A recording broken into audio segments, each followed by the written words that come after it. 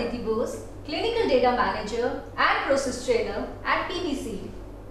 In our last video, we highlighted the need to treat all clinical trial functions as one single process in order to ensure quality.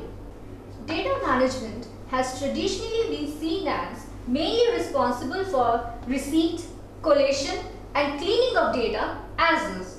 Today, let's take a different perspective.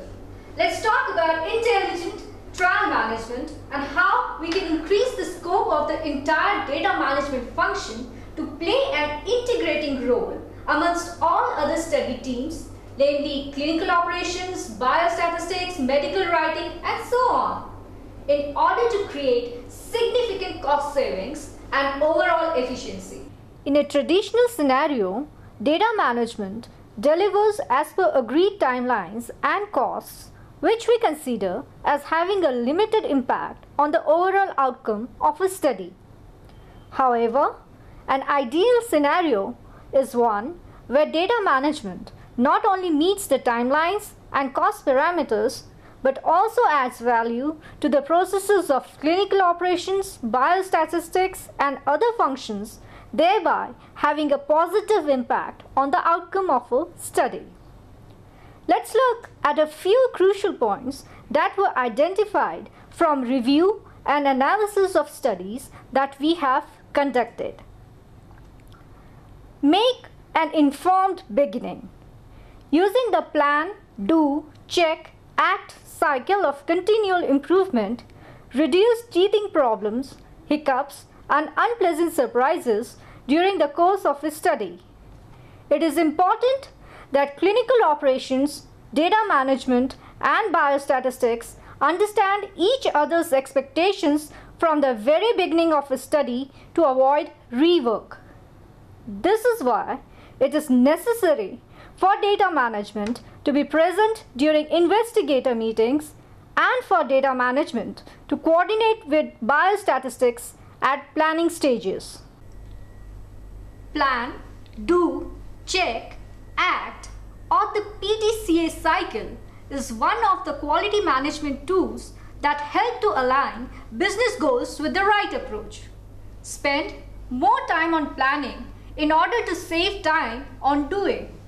For example, during a cardiovascular study, naming convention to be followed for datasets and variables was unknown to data management until datasets were extracted and provided to biostatistics.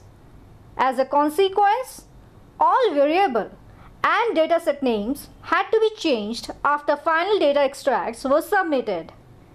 A root cause analysis uncovered that this was due to the fact that the sponsor had not finalized the biostatistics vendor until after the designing was completed by data management. Therefore, no biostatistics input could be incorporated at the plan stage of the PDCA cycle. So, the process improvement that arose from this root cause analysis was to understand the expectation of all stakeholders and ensure that their requirements are incorporated at the planning stage itself. In this specific example, it was important for us to understand the final dataset format required for efficient review and analysis. A good strategy is to incorporate a checklist that helps you review the completeness of your planning. Life beyond edit checks. It is important to remember that edit checks cannot replace human intelligence. Data entry operators and clinical data coordinators have to be alert, attentive, and at all times demonstrate due diligence. This will ensure that any unpredicted data that might slip through edit checks is dealt with immediately. For example, an obvious data error was not identified till late into the study in the absence of edit checks, resulting in high pressure on data management and sites to clean the database in a short time to meet the database lock milestone. The root cause was identified through fishbone analysis.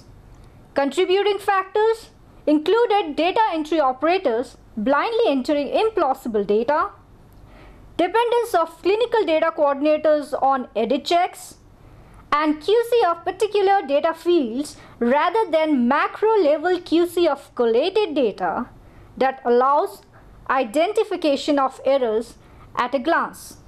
The learning is to incorporate as a part of the QC process QC plans for data reports in addition to individual data points. This helps to give a bird's eye view of real-time data trends and also helps to identify if further edit checks are essential. Analysis from QC reports should be shared with all stakeholders so that appropriate training to the sites is imparted periodically. Standardization is critical to ensure a consistent level of output. Consistency of data makes for accurate and meaningful analysis, and the way to ensure consistency is to standardize to the greatest degree possible. For example, during a pulmonary study, sites reported 3 different terminologies for the same lab test, namely PP blood, PPBS, and postprandial blood sugar, which was entered as is after approval from the sponsor. However, this posed a consistency issue for biostatistics towards study completion. A fishbone analysis identified the 2 main contributing factors as ambiguous design of the lab data field in the case report form and lack of internal standardization for terms lacking a common CDIS terminology. The learning is to reduce variances at every point and regularly establish internal data standards in the absence of sponsor or global standards to make analysis more convenient, accurate, and meaningful. The internal data standards should be applied to a project after approval from all stakeholders, mainly clinical operations and biostatistics. Finally, what it all boils down to is instilling quality as an organizational culture. For a consistent level of quality and a first-time right culture, ensuring quality cannot be just the quality department's job. The basis of incorporating quality into the fiber of an organization is to identify opportunities for improvement and address these. It is not ideal for data entry operators and clinical data coordinators to operate in a fashion that assumes that the role of staying alert to errors belongs solely to QC processes and edit checks.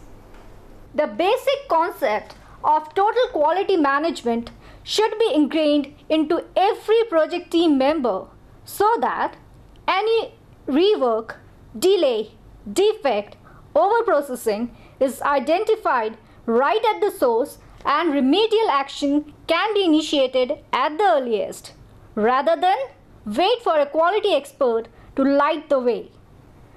A critical offshoot of a quality culture is that risk identification and mitigation measures do not wait to be broached at formal meetings.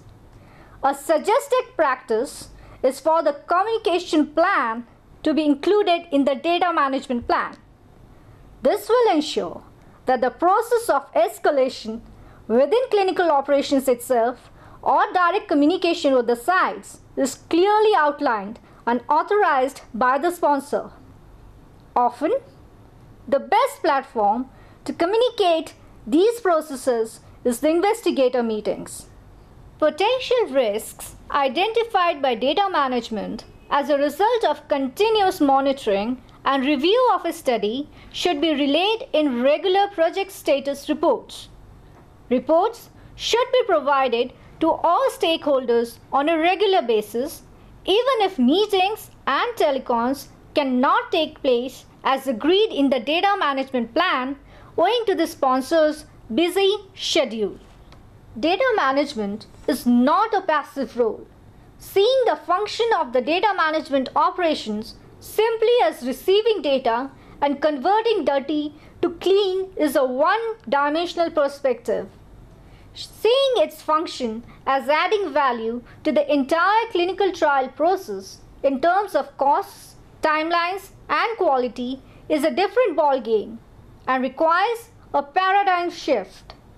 It requires for the data management function to be seen as the central point of all other clinical trial activities.